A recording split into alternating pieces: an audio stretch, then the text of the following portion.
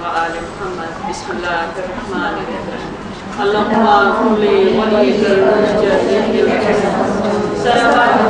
عليه وعلى آبائه في هذه الساعة وفي كل ساعة وليا وحافظا وقائدا وناصرا ودليلا وعينا حتى تسكنه أرزك توبا وتمتعه فيها طويلا. اللهم صل على محمد وآل محمد وعجل فرجهم.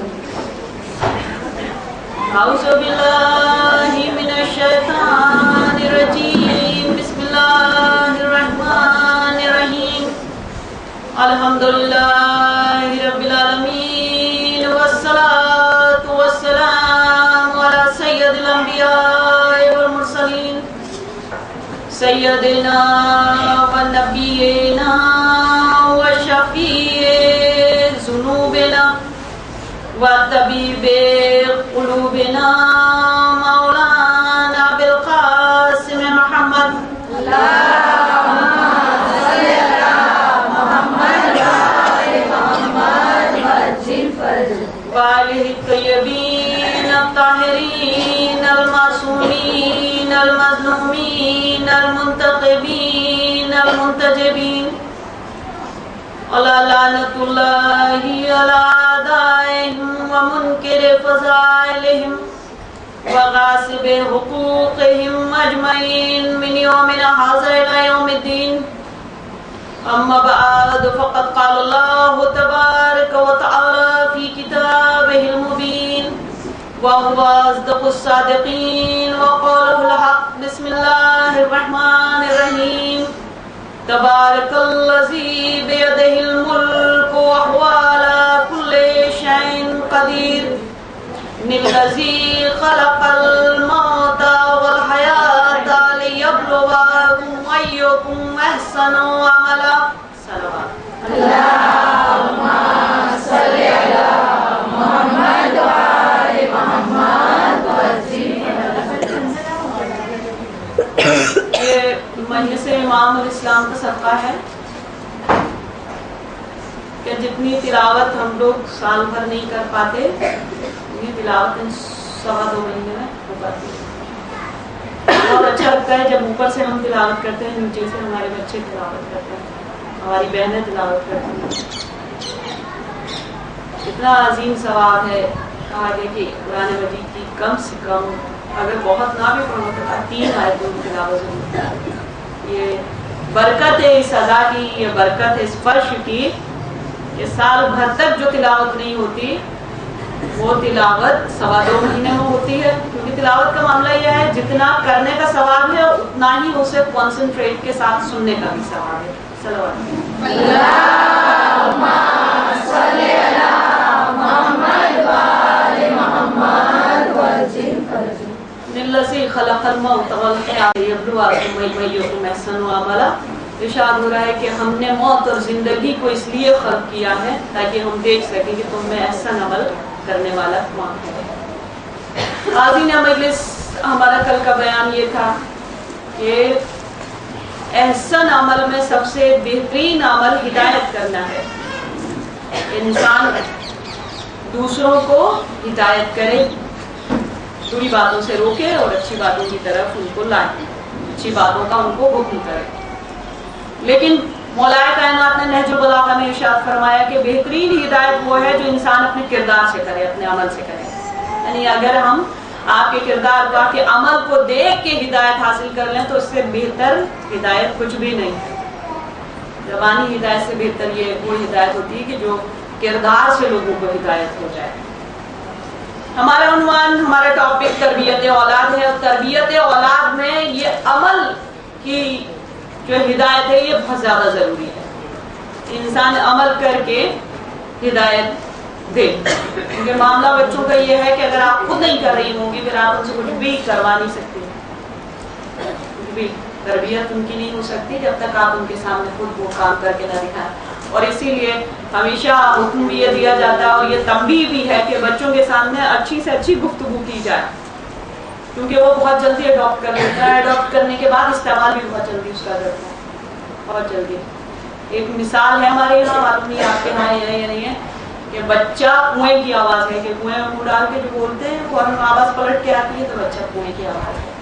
تو بہت ضروری یہ ہے کہ اس کے سامنے بہترین گفتگو کی جائے، بہترین بات کی جائے۔ بہترین ہدایت یہ ہے کہ آپ عمل سے ہدایت کریں، لیکن میں ابھی اس منزل پہ نہیں پہنچی ہوں کہ جہاں کے بچوں کی تربیت کا معاملہ وہاں تک آئے کہ جب ہم انہیں یہ بتائیں کہ صحیح کیا ہے، غلط کیا ہے۔ سب سے پہلے اپنی تربیت ضروری ہے، اور تربیت کے لیے کل ہم نے عرض کیا تھا کہ بہترین سلیکشن ضروری ہے، انتخاب اچھا ہونا چاہیے۔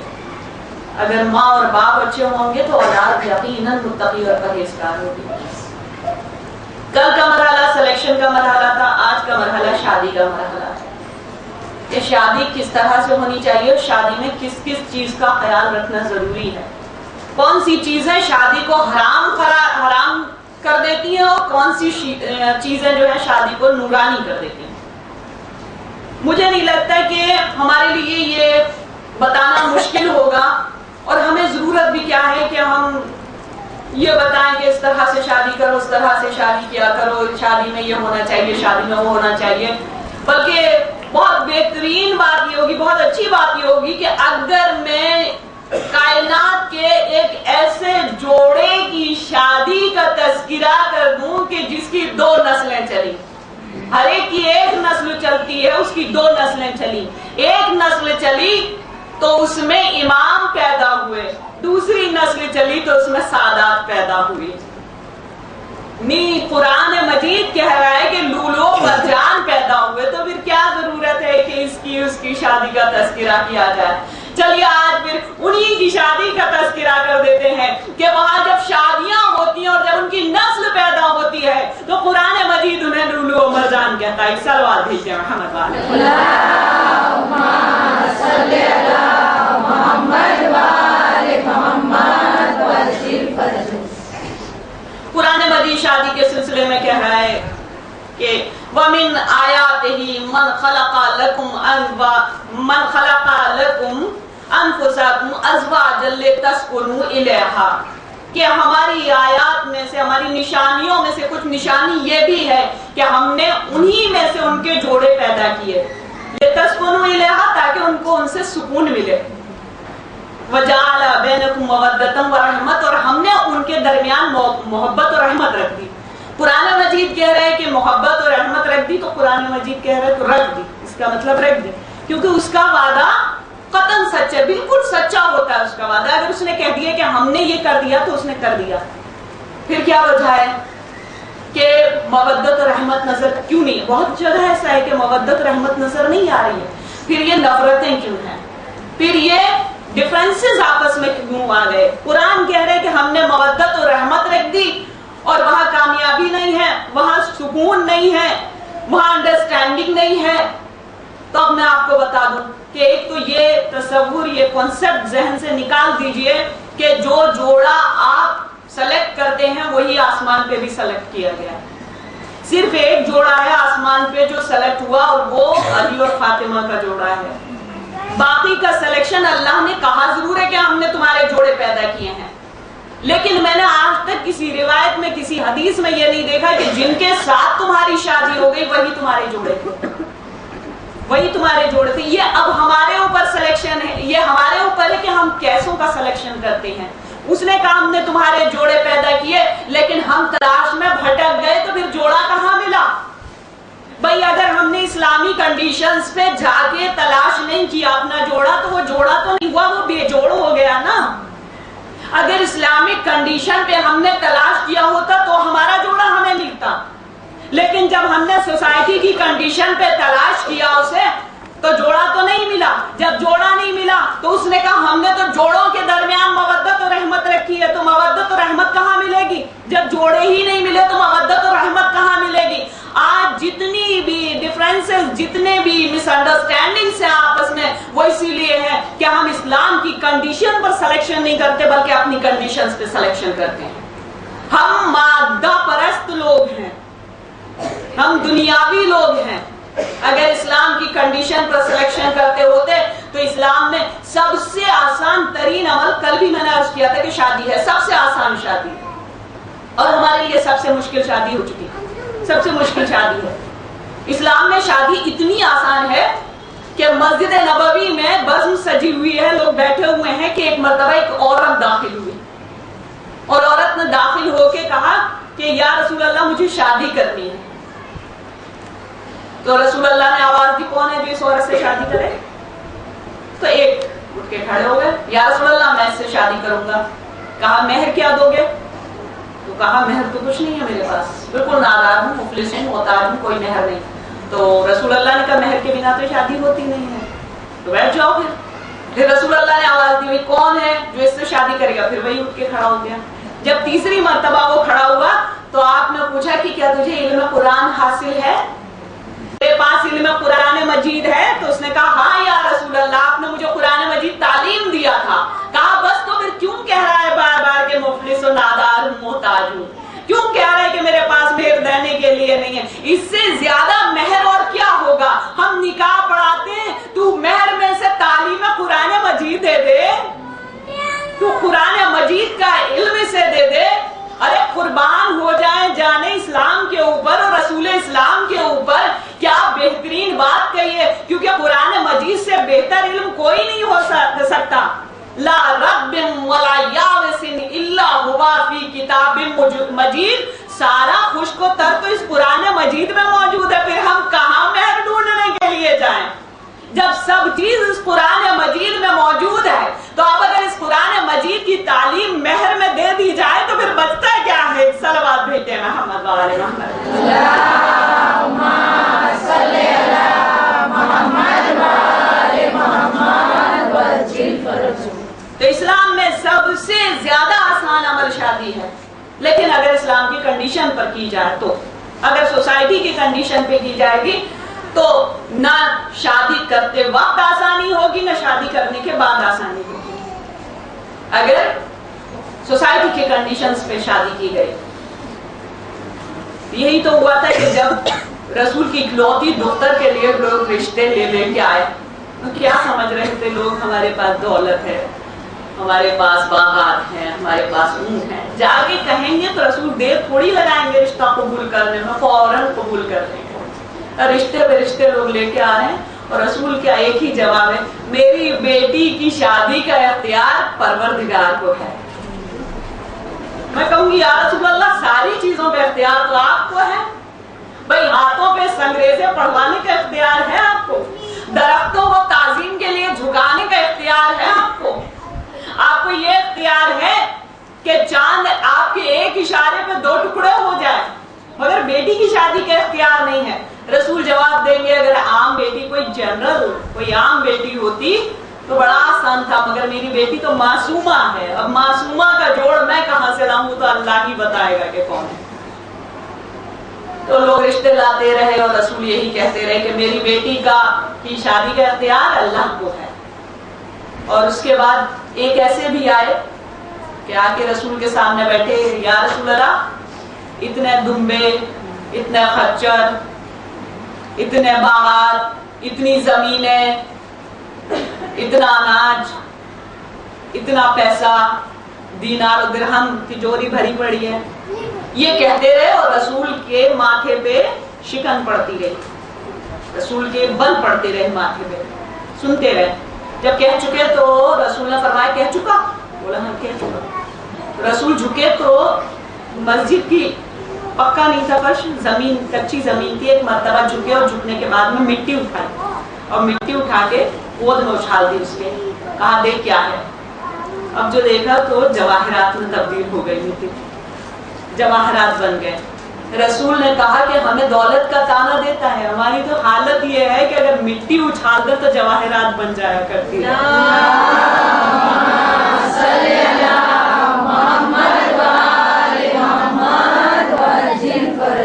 ہمیں کیا تو دولت کا تانا دینے کے لیے آیا ہے؟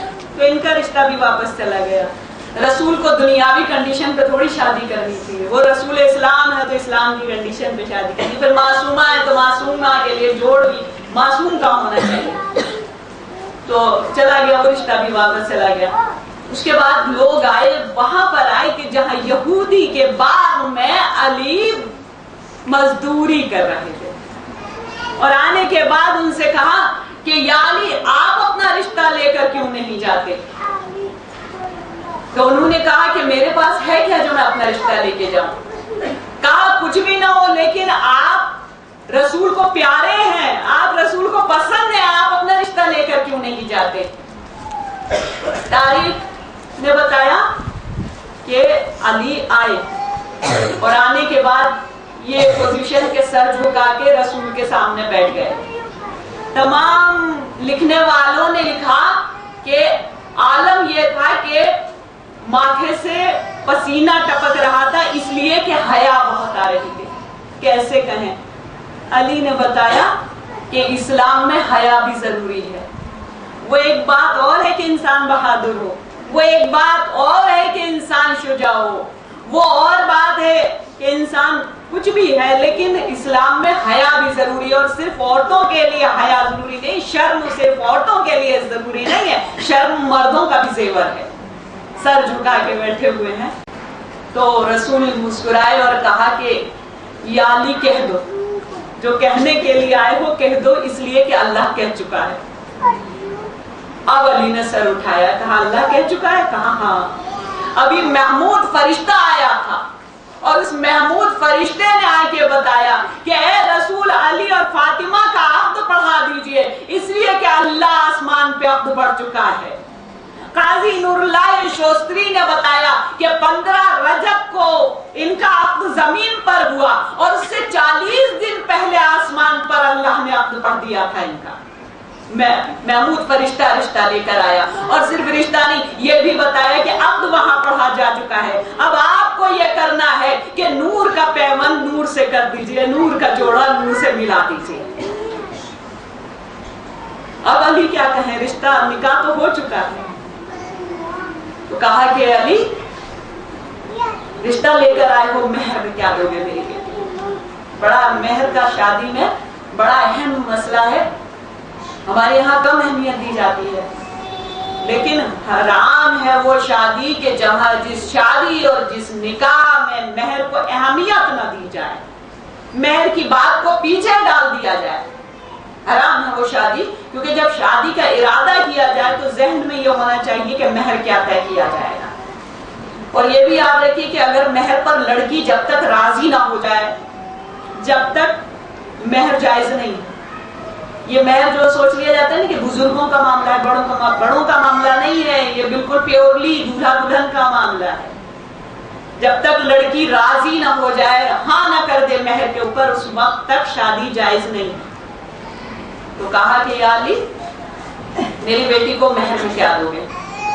کہا یا رسول اللہ کیا دوں گا، کچھ ہے ہی نہیں، ایک زرہ ہے، ایک تلوار ہے، ایک گھوڑا ہے۔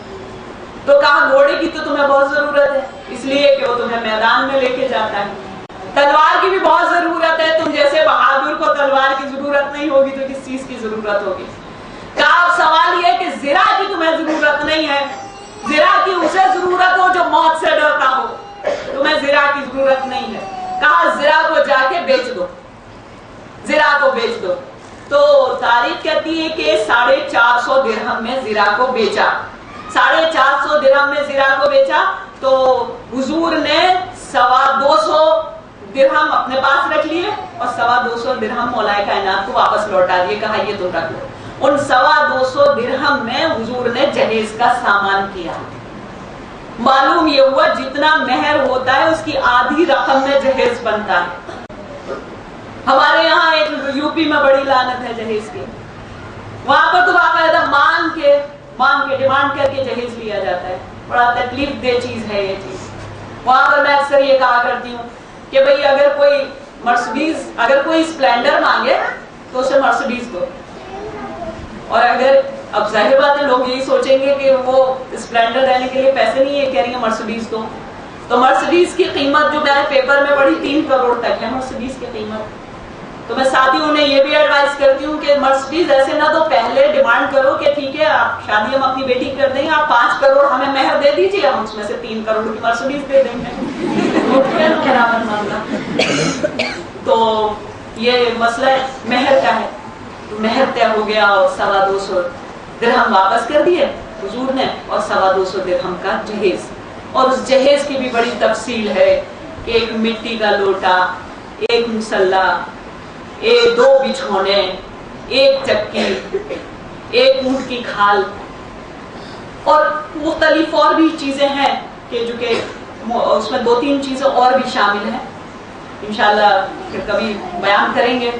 تو یہ کل آپ بس مجھے جہیز کی آپ کو تفصیل نہیں بتانی، بتانا یہ ہے کہ یہ بیٹی کس کی ہے جس کا یہ جہیز جا رہا ہے. بیٹی اس کی ہے جسے ملکۃ العرب کہا جاتا ہے.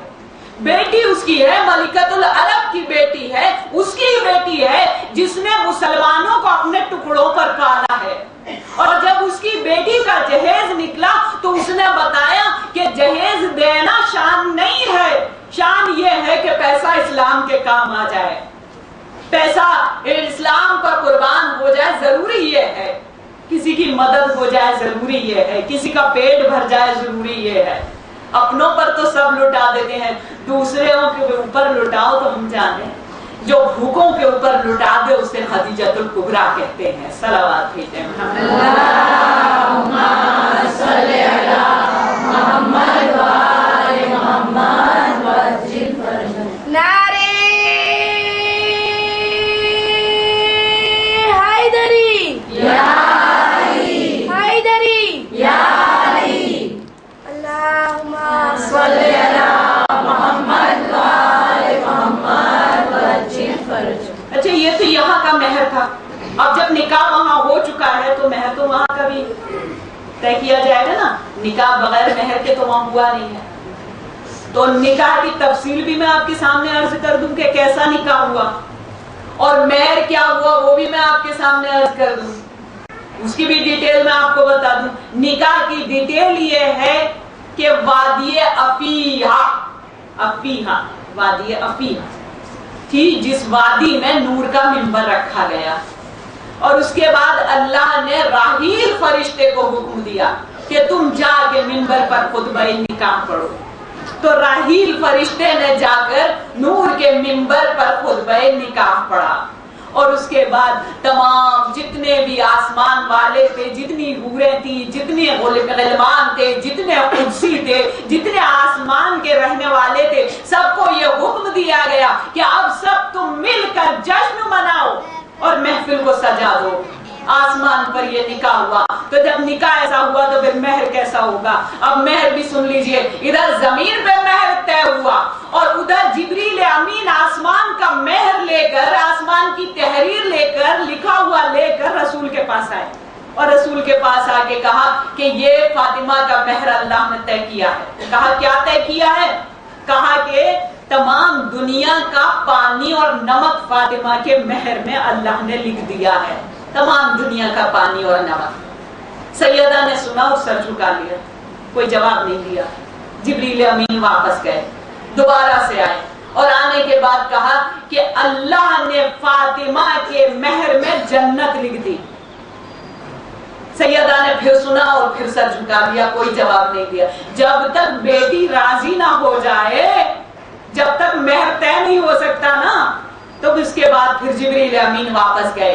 جبریل امین واپس گئے اور جب واپس پلٹے تو اب تحریر لیے ہوئے لکھ کر لائے اور یہ لانے کے بعد رسول کے سامنے پیش کیا کہ اللہ نے فاطمہ کے مہر میں ان کے شیعوں کی شفاعت لکھ دی.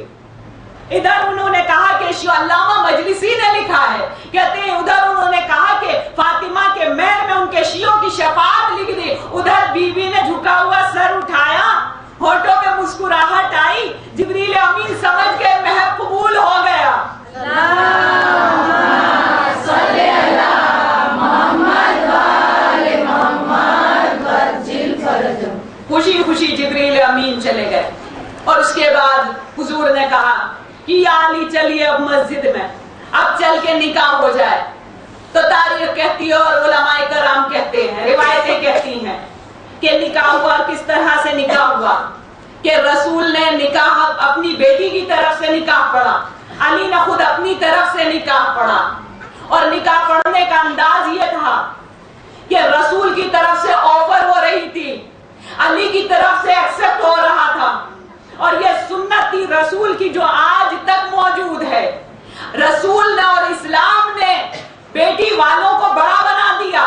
بھائی جو آفر کرے وہ بڑا ہوتا ہے، جو ایکسپٹ کرے وہ چھوٹا ہوتا ہے۔ اللہ نے یہ طریقہ سنت نکاح رسول سے پڑھوا کے یہ بتایا کہ بیٹی والا بڑا ہے، اور یوں بھی رتبے میں رسول بڑے ہیں، مرتبے میں رسول بڑے ہیں، اور سن میں اتنے بڑے ہیں کہ علی کو گود میں پالا ہے۔ تو ہمیشہ کے لیے سنت ہو گئی کہ جب نکاح پڑھا جاتا ہے، آفر ہوتی ہے، بیٹی کی طرف سے ایکسپٹ ہوتا ہے، بیٹے کی طرف سے۔ ایک صلوات بھیجیں محمد علی محمد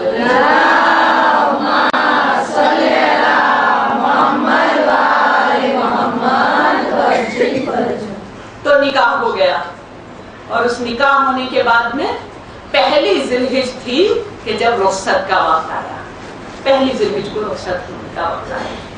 لیکن اب سوال یہ تھا کہ سلامی کی رسم بھی باقی تھی۔ دیکھیے 3 کام ہیں جو ان دونوں کی شادی میں اللہ نے کیے اور کرنا بھی چاہیے تھا۔ بھائی مولائے کائنات کے یہاں کوئی بزرگ نہیں ہے، ایک بزرگ ہے تو وہ رسول خود بزرگ ہیں، وہی بڑے ہیں، لیکن وہ تو بیٹی والے ہیں، بیٹی والا رشتہ لے کے تھوڑی جائے گا۔ 3 کام ہیں جو ان کی شادی میں اللہ نے کیے۔ ایک تو رشتہ اللہ نے بھیجا۔ ظاہر بات ہے کہ جناب ابو طالب کا انتقال مکے میں ہو چکا تھا، تو جناب ابو طالب تو بیٹھے نہیں تھے جو بیٹے کا نکاح، بیٹے کا رشتہ لے کے جاتے۔ اچھا جناب فاطمہ بنت اسد موجود ہیں، لیکن یہ معاملات عورتوں میں طے نہیں ہوتے، مردوں میں طے ہوتے ہیں، تو جناب فاطمہ بنت اسد بھی رشتہ لے کے نہیں جا سکتی۔ علی گئے ہیں تو حیا کا شرم کا یہ عالم ہے کہ سر ہی نہیں اٹھ رہا ہے، تو پھر رشتہ کون دے گا؟ رشتہ وہی تو دے گا کہ جس کے گھر کا لڑکا ہوگا۔ تو اب لڑکا خدا کے گھر کا ہے، لہٰذا محمود فرشتے کو بھیج کے اللہ نے رشتہ کروایا۔ تو ایک تو یہ کام اللہ نے کروایا۔ دوسرا کام اللہ نے یہ کیا کہ بھئی ظاہر بات ہے کہ مان لیجئے کہ بیٹا ضرور اللہ کے گھر کا ہے، یہ اللہ کے گھر میں پیدا ہونے والا ہے، لیکن رسول کی بیٹی بھی اللہ کو بڑی عزیز ہے، یہ معصومہ بھی اللہ کو بڑی عزیز ہے، لہذا اب سلامی دینے کا وقت آتا ہے تو بیٹی کو لوگ آپ کے ہاں رسم سلامی تو ہوگی نا، جب دولہا سلام کرتا ہے تو بیٹی والے دیا کرتے ہیں نا اس کو سلامی۔ تو اب ظاہر بات ہے جو جس کے پاس بنا ہوگا سب نے سلامی میں تحفہ دیا ہوگا، اصحاب نے بھی دیا ہوگا، زوجہ رسول نے بھی تحفہ دیا ہوگا، مگر اب اللہ تحفے میں کیا دے؟ آپ بتائیے اللہ تحفے میں کیا دے؟ تو ظاہر بات ہے کہ وہ بڑا ہے، وہ سب سے اعلیٰ ہے، سب سے عظیم ہے، تو اس کا تحفہ بھی عظیم ہوگا۔ جنگ بدر ہو چکی تھی، جنگ احد ہونے والی تھی، اور اس کے بعد جنگ بدر نکاح سے پہلے ہوئی، جنگ احد بعد میں ہوئی، تو پھر ہمارا عقیدہ یہ کہتا ہے کہ یہ جو جنگ احد میں ذوالفقار آئی تھی، علی کی سلامی میں آئی تھی۔ صلوات بھیجیں محمد علیہ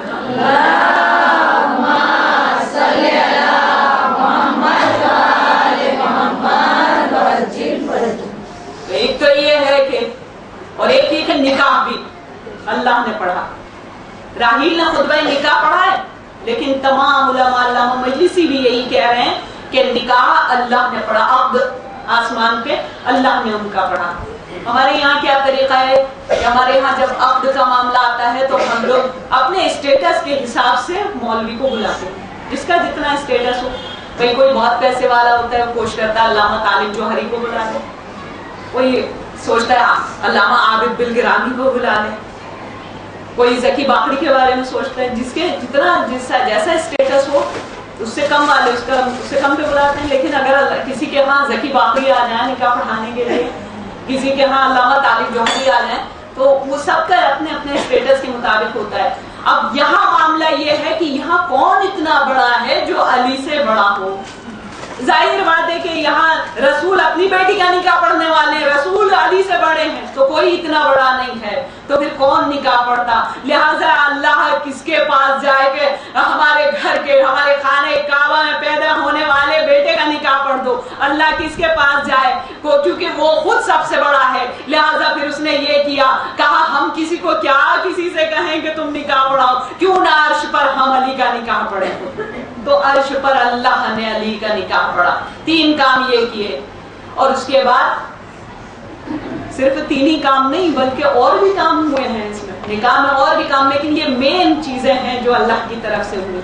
ایک یہ بھی ہوا کہ جب پہلی ذی الحجہ کو آئے ہیں جناب ام سلمہ اور آ کے کہا، جناب عقیل بھی آئے اور آ کے کہا کہ اب رخصت ہونی چاہیے، شہزادی کو رخصت کرنا چاہیے، رسول اللہ کے پاس آئے تو رسول اللہ نے کہا کہ ٹھیک ہے رخصت۔ اس میں بھی ہدایت کے پہلو ہیں، شادی میں بھی ہدایت کے پہلو ہیں۔ ایک تو یہ ہدایت کا پہلو ہے کہ فضائل جب بیان ہوتے ہیں تو معلوم ہوتا ہے، معرفت ہوتی ہے کہ یہ ہستیاں ہیں کیا، اور جب ہمیں پتہ چلتا ہے کہ یہ ہستیاں کیا ہیں تو پھر ہمارا دل چاہتا ہے کہ ان کے نقش قدم پہ قدم رکھیں۔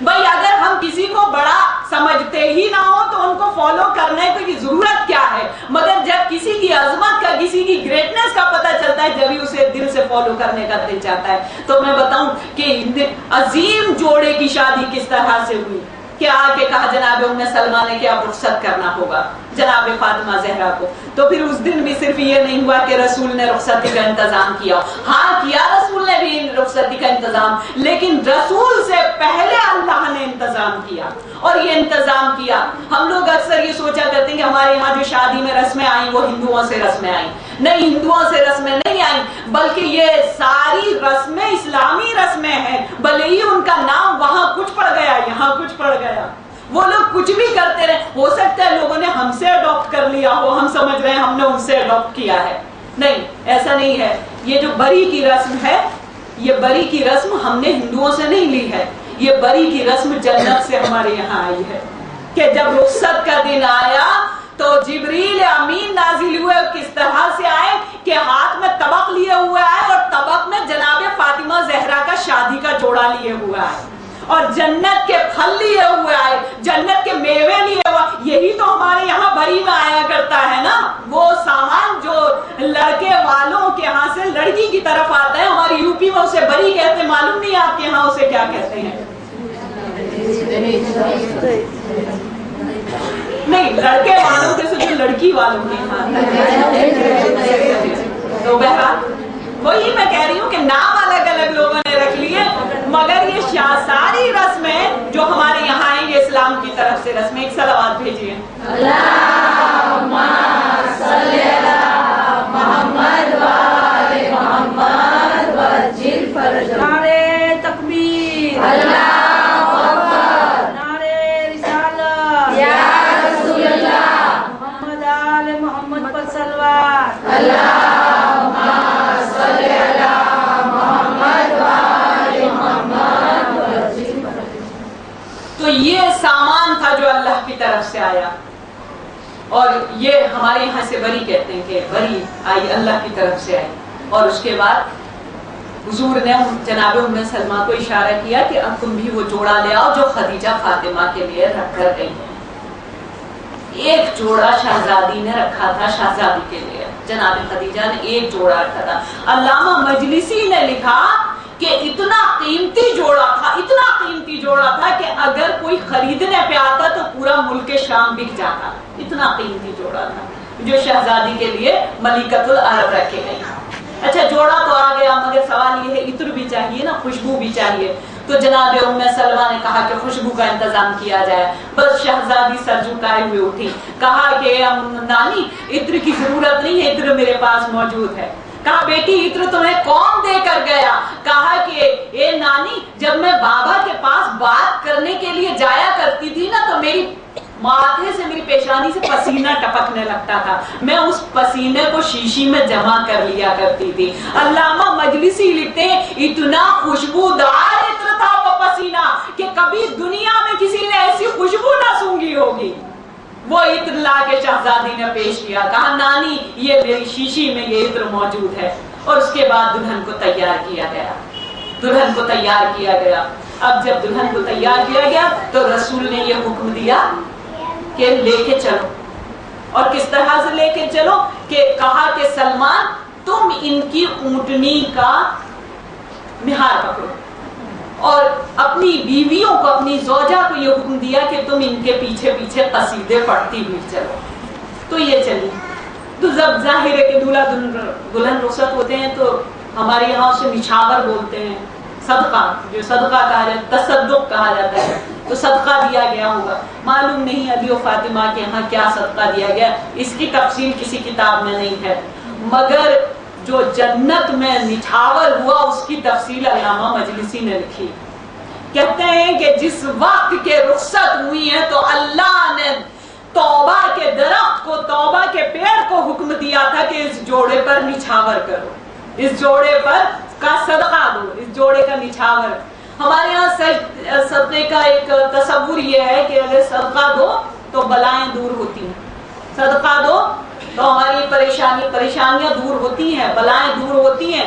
مگر یہ صدقہ دینے کا معاملہ وہ نہیں ہے جو، کیونکہ ہمارے یہاں عام طور پہ یہ دیکھیں ہاتھ سے چھلا کے دے دو، ماتھے سے لگا کے دے دو، اتار کے دے دو، تو یہ اسلام میں اس کا کوئی تصور نہیں ہے. ہاتھ سے چھلا کے دینے کا جو حکم ہے وہ اس لیے کہ اپنے ہاتھ سے صدقہ دو تاکہ تمہیں صدقہ دینے کی عادت پڑے. اس کا مطلب یہ نہیں ہے کہ تم ہاتھ سے چھلا کے دو گے تو وہ اس سے بلا لپٹ کے پیسوں کے ساتھ چلی جائے گی، یا ماتھے سے چھلا کے دو گے تو پریشانی پیسے کے ساتھ لپٹ کے وہاں چلی جائے گی. خدا نہ کرے کہ ہماری پریشانی کسی دوسرے کے سر جا کے پڑ جائے.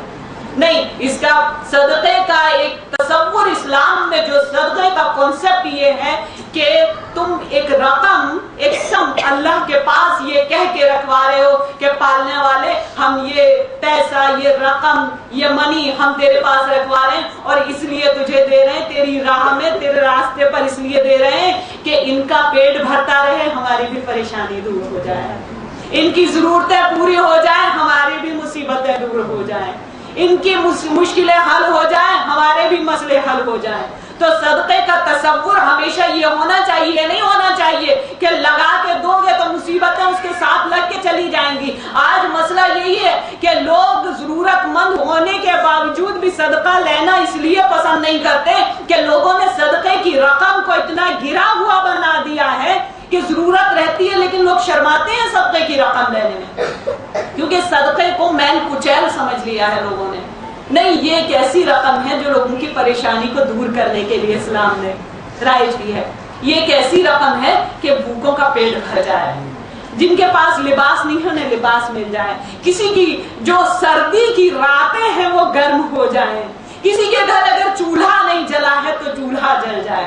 ہمارے یہاں بہت طریقہ ہے. اچھا ایک چلیے یہ تو پھر بھی کسی حد تک برداشت ہو جاتا ہے کہ ہاتھ سے چھلا کے دے دی، کم سے کم چلا تو گیا کسی کے پاس. نہیں، ہمارے یہاں ایسا بھی صدقہ دیا جاتا ہے کہ انڈا اتارو چوراہے پہ رکھ دو، اب مرغا پکڑا صدقے اتارا اور اس کو چھوڑ دیا، چاہے جو بھی، اب وہ چاہے کتا کھا جائے چاہے بلی کھا جائے، تو آپ کو کیا فرق پڑا، اس کو آپ کو کیا فائدہ ہوا اس صدقے سے؟ آپ کو تو کوئی فائدہ نہیں ہونا چاہیے صدقے سے جب کسی کا بھلا نہیں ہوا. جب تک صدقہ دینے کے بعد کسی کا بھلا نہ ہو جائے آپ کی مصیبت دور نہیں ہو سکتی، جب تک بھلا نہ ہو جائے.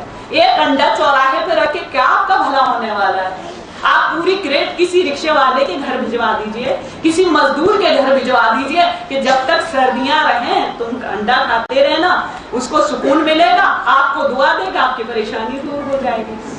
اگر صدقہ اتروائے تو مرغا وہ چکن کسی ایسے کے گھر بھجوا دیں کہ جسے نصیب نہیں ہوتا ہے چکن، جسے معلوم ہی نہیں ہوتا ہے کہ چکن کا ٹیسٹ کیا ہے، اس کے گھر بھجوا دیجئے. تو صدقے کا تصور جو ہمارے گھر ایک یہ ہے دماغوں میں کہ صدقہ دو اور چھلا کے دے دو تاکہ تمہاری مصیبتیں اس کے پیچھے لگ کے چلی جائیں، یا پھر صدقہ اتارو اس کو چوراہے پہ ڈال کے پیروں سے کچلوا دو یا اس کو کہیں بھی کونے میں ڈلوا دو، کچھ بھی کرو. یہ صدقہ نہیں ہے. اسلام میں تصور یہ ہے کہ تم کسی کی پریشانی دور کرو، اللہ تمہاری پریشانی دور کرے. تم کسی کے کام آؤ، اللہ تمہاری مدد کرے گا، تمہارے کام آئے گا. ایک صلوات بھیجتے ہیں.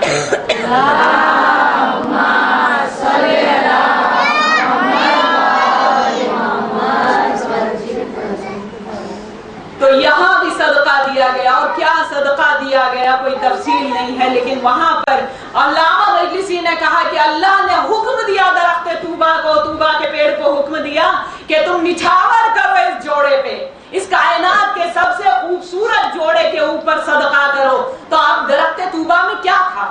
درخت طوبہ میں کوئی پھل نہیں ہے، درخت طوبہ میں کوئی نوٹ نہیں ہے، درخت طوبہ میں تو پتے ہیں.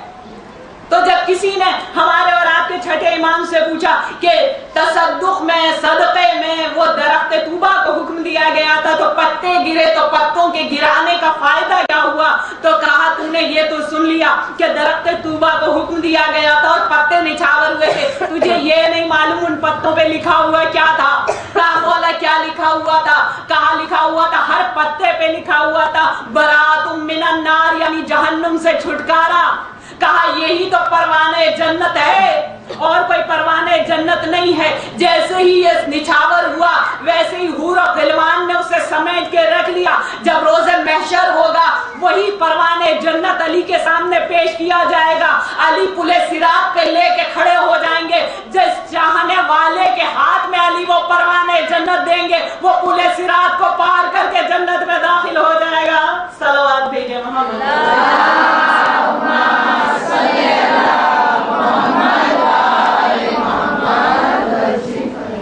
तो यहाँ भी सदका हुआ, वहां भी सदका हुआ। और उसके बाद रसूल अपनी बेटी के नाके के पीछे पीछे घर तक आए। जब घर तक आए तो कहा उतारो दुल्हन को। घर के अंदर उतारा गया, लेकिन घर के अंदर उतारने से पहले जिस चीज पर रसूल ने सबसे ज्यादा गौर किया वो ये था कि कोई घर है अली के पास, घर तैयार है अली के पास। तो अली ने घर को तैयार किया। और अली ने घर को किस तरह से तैयार किया था? एक हुजरा है, सिर्फ एक हुजरा है जो आराम करने के लिए एक छोटी सी जगह हुजरे की शक्ल में बनी हुई है जो मर्दों के बैठने के लिए है। ये घर है, लेकिन जमीन उबड़ खाबड़ है, बराबर नहीं है। तो लिखा हुआ है कि गए और एक दरिया बहता था, उसके दरिया के किनारे की, क्योंकि किनारे की मिट्टी नरम होती है, तो मिट्टी को भर के लेकर आए और उसके बाद उसे बिछाया, घर में बिछाया और बराबर कर दिया। और इस दरिया का भी अजीब मौजिजा था। इस दरिया का मौजिजा ये था कि इसमें आए दिन बाढ़ आती रहती थी। जब तब इसमें बाढ़ आ जाया करती थी। लोग परेशान हो गए मदीने वाले, तो उन्होंने आके कहा या रसूल अल्लाह, इस दरिया ने बड़ा परेशान किया हुआ है। जब तब बाढ़ आ जाती है और हम लोगों के घर बह जाते हैं, सामान बह जाते हैं, हम लोगों के जानवर बह जाते हैं, बड़े परेशान हैं। तो रसूल ने कहा या अली, इस दरिया का इंतजाम करके आओ। किसी में ताकत है? ये शौहर में फातिमा था। ये है जोड़, इसे जोड़ कहा जाता है जो अल्लाह ने पैदा किया। तो कहा इस दरिया का इंतजाम करके आओ। किताबों में उलमा ने लिखा कि अली पहुंचे, क्या इंतजाम किया? सिर्फ इशारा किया था। जो धारा इधर बह रहा था वो उधर बहने लगा, और फिर उधर बहा तो ऐसा बहा कि आज तक बह रहा है, लेकिन धारा मुड़ा नहीं। जिधर अली ने बहा दिया उसी धारे पे बह रहा है। सलवात भेजिए।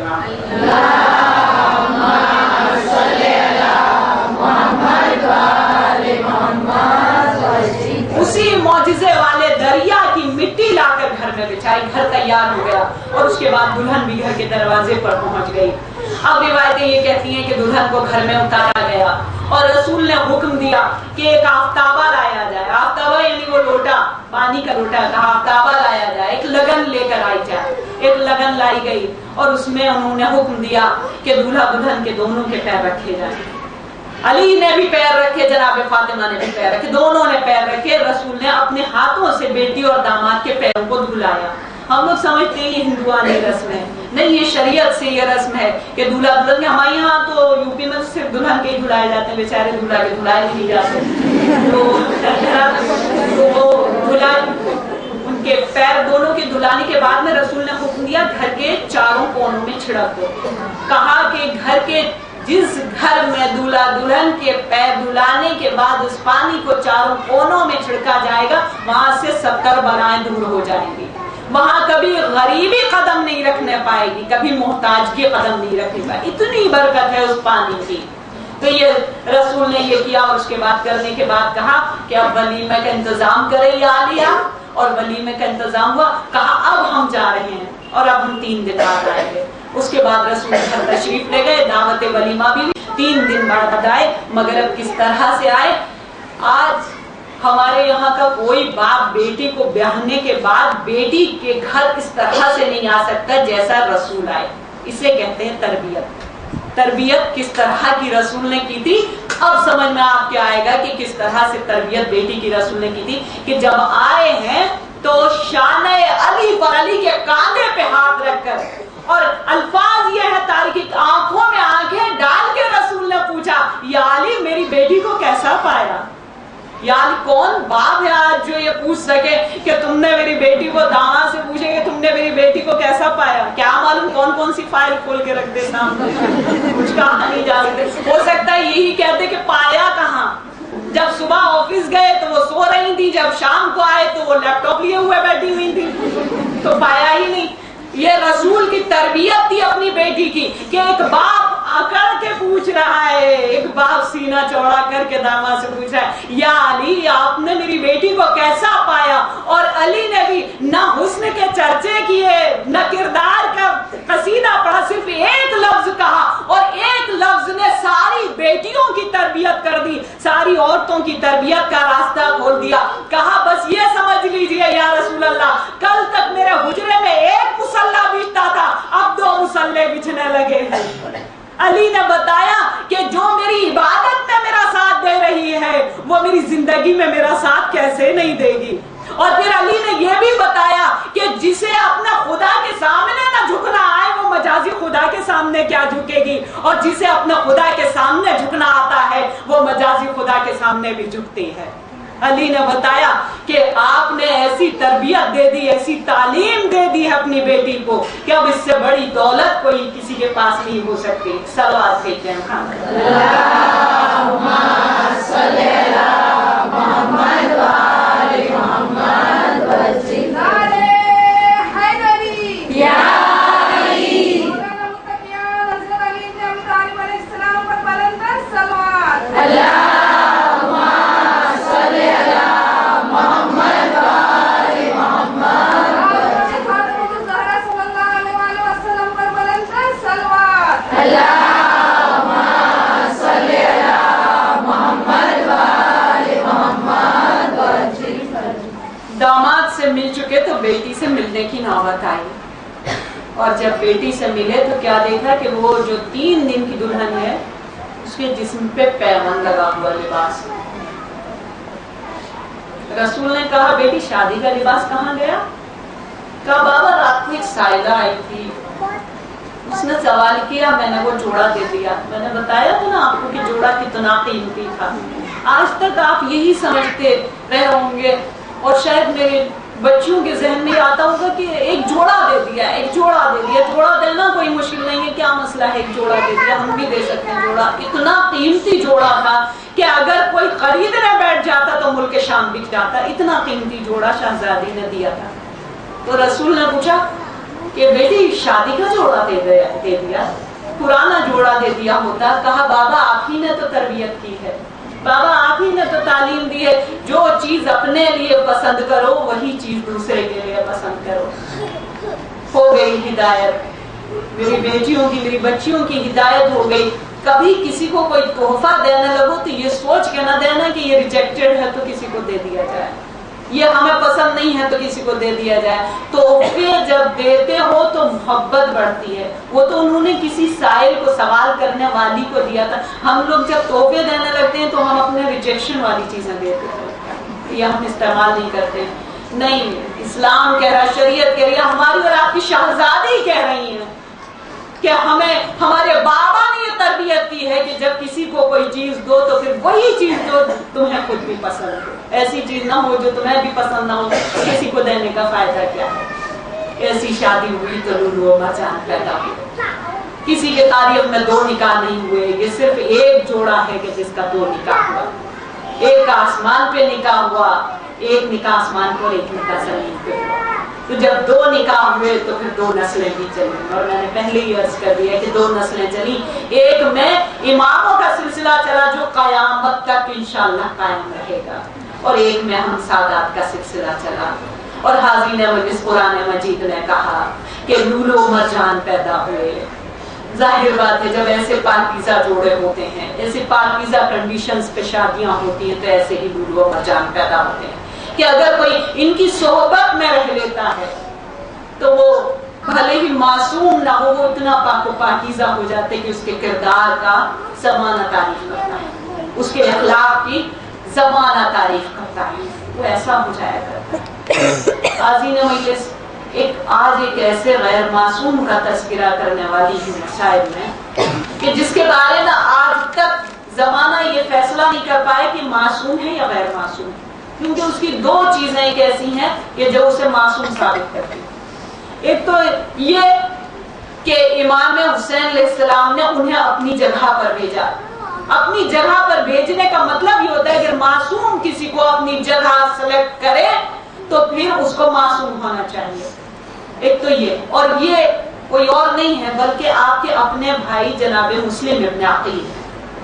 ایک سنت ان کی یہ ہے کہ جس وقت کے ان کو قتل کیا جا رہا تھا اور انہوں نے دعا کری تھی کہ پروردگار آنکھوں سے پردے اٹھا دے، مجھے فرزند فاطمہ کی زیارت ہو جائے، تو آنکھوں سے پردے اٹھائے گئے تھے. جب زیارت ہوئی تھی تو سلام ہاتھ اٹھا کے نہیں کر سکتے تھے، اس لیے کہ ہاتھوں کو باندھ دیا گیا تھا، ہاتھوں کو پیچھے باندھ دیا گیا، انگلی اٹھا کے کہا تھا السلام علیکم یا عبداللہ. آج تک وہ سنت قائم ہے. تو سنت معصوم کی قائم ہوا کرتی ہے. آج تک لوگ فیصلہ نہیں کر پا رہے کہ مسلم کو معصوم کہا جائے یا غیر معصوم کہا جائے، مگر اتنا تو معلوم ہے کہ یہ وہ شہید ہے جسے اول شہید کہا جاتا ہے، جسے پہلا شہید کہا جاتا ہے. کربلا کی ابتدا جناب مسلم کی شہادت سے ہوئی ہے کہ جناب مسلم کو جناب مسلم کو امام حسین علیہ السلام نے اپنا نائب بنا کر بھیجا، اپنا ایلچی بنا کر کوفے میں بھیجا ہے. اور روایتیں کہتی ہیں کہ جب یہ آئے ہیں تو ہزاروں لوگوں نے ان کے ہاتھوں پر بیعت کی تھی. یہ بیعت بھی انہیں معصوم ثابت کرتی ہے کیونکہ بیعت صرف معصوم کے ہاتھ پر ہوا کرتی ہے.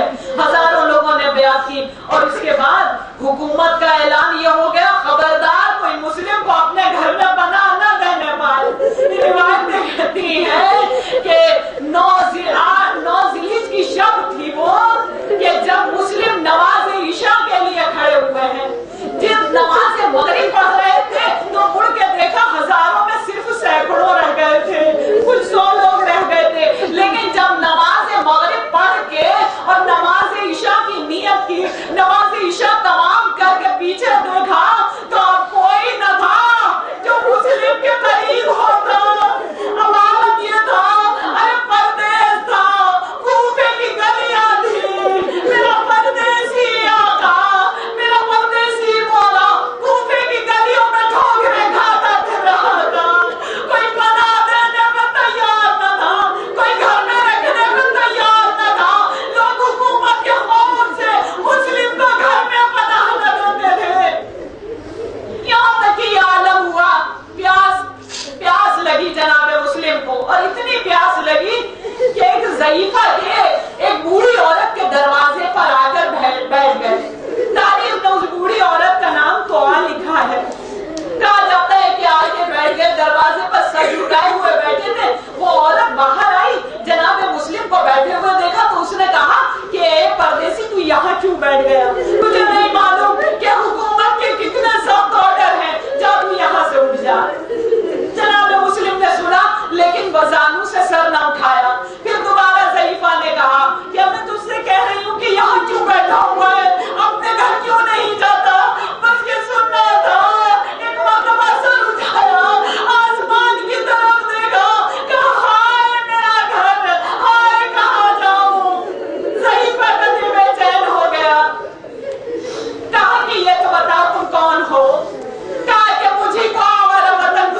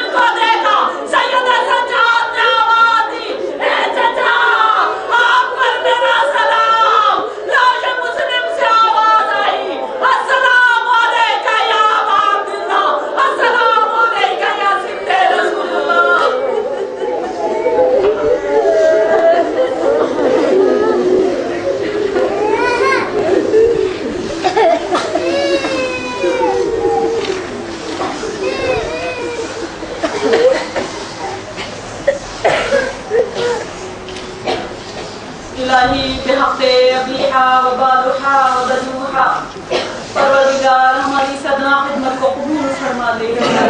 بار الہ ہمارے آنسوؤں کے نذرانے کو قبول فرما دے. بار الہ ہمارے گناہان کبیرہ و صغیرہ کو معاف فرما دے. بار الہ ہمیں توفیق دے دے کہ ہم اپنی اولاد کی بہترین تربیت کر سکیں. بار الہ جن کا رزق تنگ ہے ان کی رزق میں وسعت عطا فرما دے. بار الہ جو منزل امتحان میں ہیں ان کی مشکل کو آسان کر دے. بار الہ جو ہمارے مرحومین ہیں ان کی مغفرت کا سامان کر دے اور ان کی روحوں پر نعمتوں کا رحمتوں کا نزول فرما دے. بار الہ عالم کفر کو سرنگوں کر دے. عالم اسلام کو سربلند کر دے. دشمنان اسلام کو ذلیل و خوار کر دے. دوستداران اسلام کو عزتیں بخش دے. پروردگار فرزند فاطمہ کے ظہور میں تاجیل فرما دے. ہمیں ان کی ناصر و مددگار سے شمار فرما دے.